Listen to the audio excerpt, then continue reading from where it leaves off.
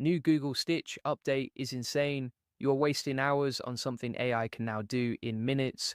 Designers and developers are still going back and forth on the same screens, the same edits, the same handoff problems, the same slow cycle, and most people still don't know this tool exists. If you're building apps, websites, or anything with a UI, pay attention because Google just made the whole process dramatically faster.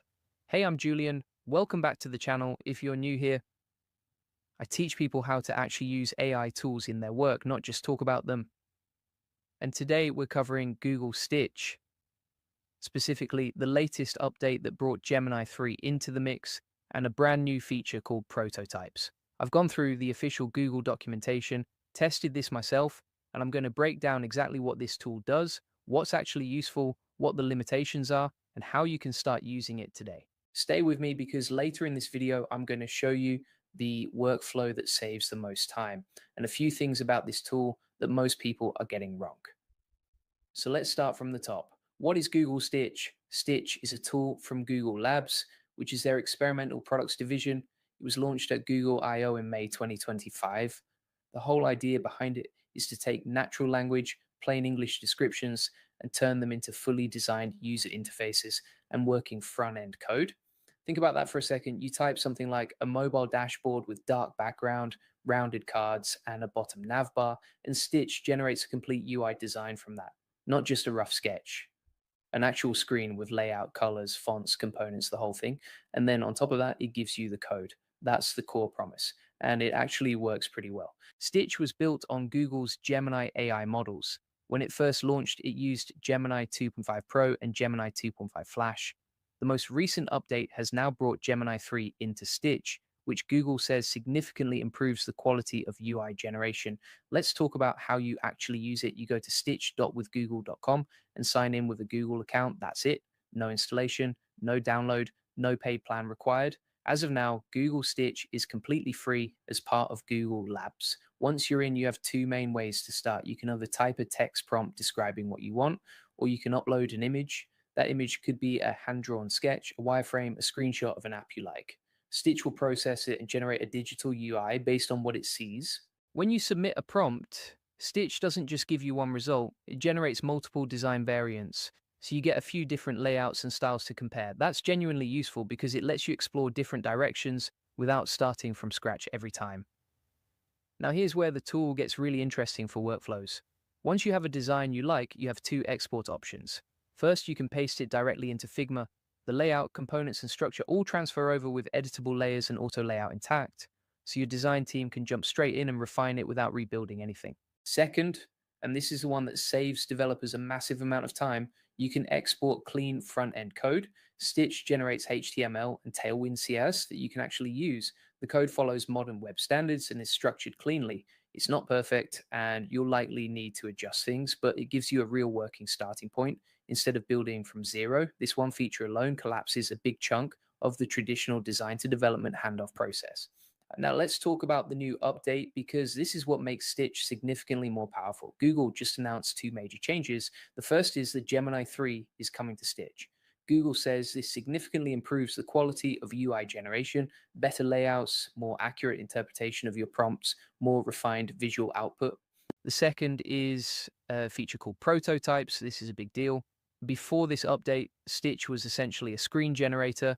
You'd create individual screens, and that was it. Now you can stitch multiple screens together on a canvas and create an interactive working prototype. So if you're designing an app with a login flow, a home screen, a settings page, and a profile page, you can now connect all of those screens together and build the entire user flow.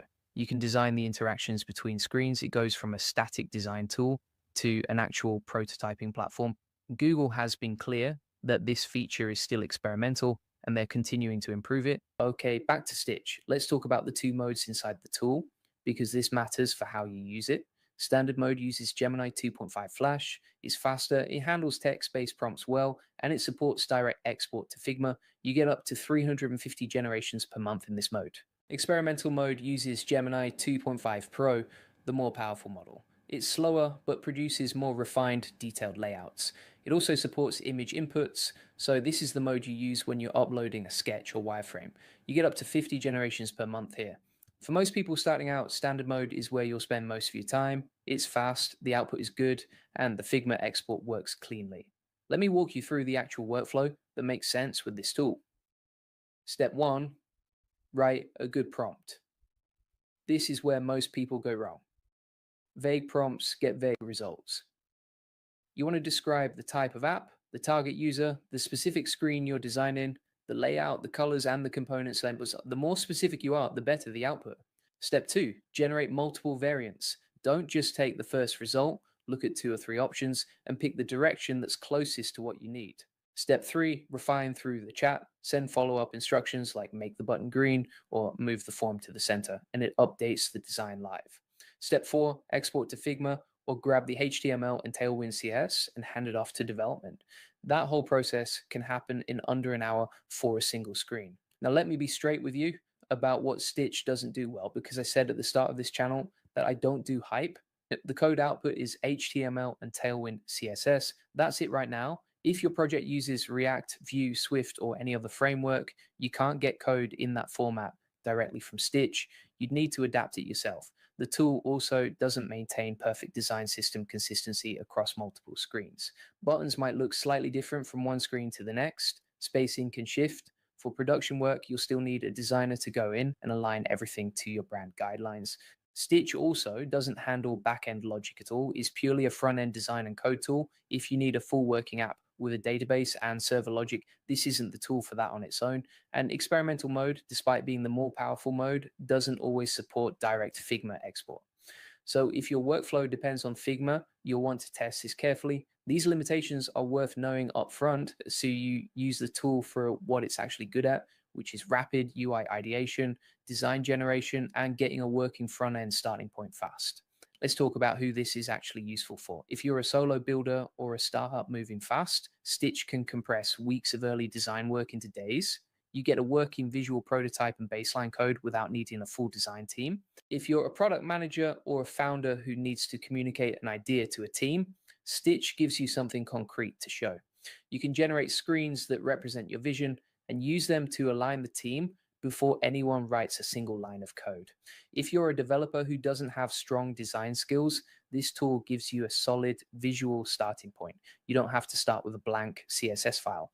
And if you're a designer, the Figma integration means you're not replacing your process.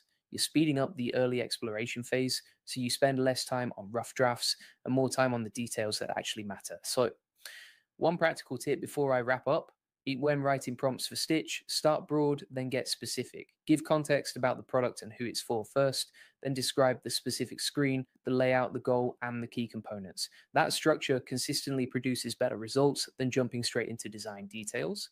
So, to recap, Google Stitch is free, is from Google Labs, and the latest update adds Gemini 3 and a prototypes feature for building full interactive user flows. It's genuinely useful for rapid UI ideation and collapsing the design to dev handoff.